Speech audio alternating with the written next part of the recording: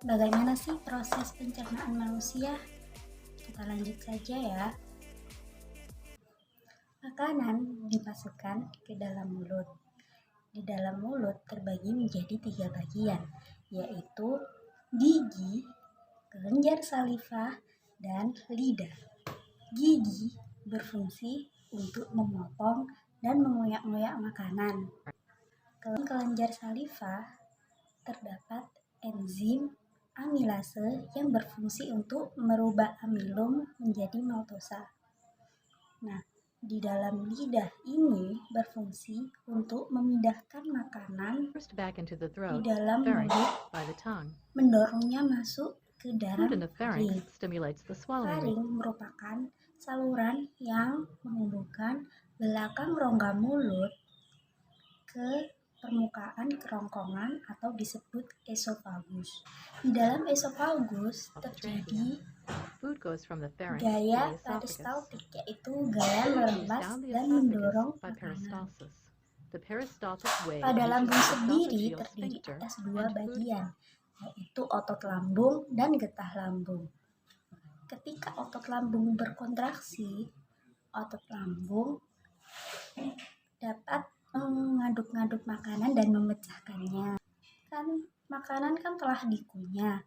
Jadi ketika dikunyah itu kan belum benar-benar halus. Jadi lambung ini membantu untuk lebih menghancurkan makanan tersebut.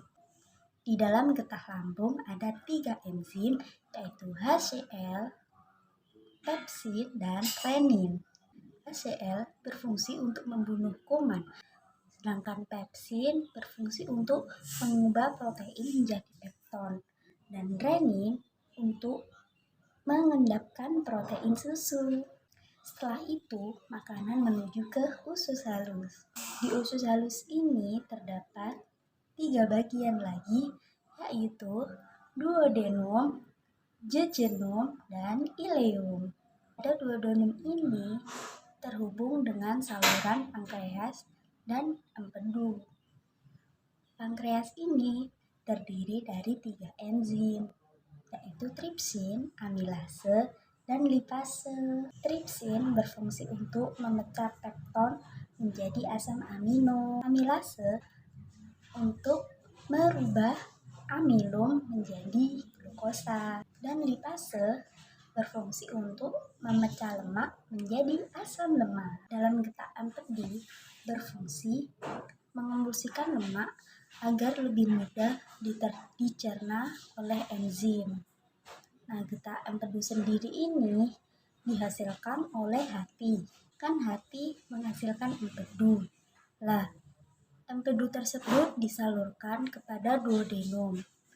Sedangkan di pankreas tadi juga disalurkan ke saluran duodenum. Dalam jejunum, usus halus yang kedua ini tadi berfungsi untuk memecah makanan menjadi zat-zat yang akan diserap oleh tubuh. Dalam ileum, itu usus halus yang ketiga ini, ada ginjal usus untuk menyerap sari-sari makanan. Nah, selanjutnya pada usus besar. Makanan tadi berubah menjadi sisa-sisa makanan. Itu sudah sisa-sisa makanan ya, teman-teman. Dalam usus besar ini berfungsi untuk mengatur kadar air, dan di dalam sana terdapat mikroorganisme, yaitu bakteri Escherichia coli. Mikroorganisme ini fungsinya adalah untuk membantu membusukkan makanan. Usus besar ini atau disebut dengan kolon. Ada kolon naik, kolon mendatar, dan kolon menurun, sehingga lalu sisa makanan tersebut yang sudah disimpan di dalam usus besar akhirnya kan tidak muat lagi. Jadi makanan tersebut keluar melalui anus. Nah, cukup itu saja yang dapat saya sampaikan. Apabila ada salah kata, saya mohon maaf yang sebesar-besarnya.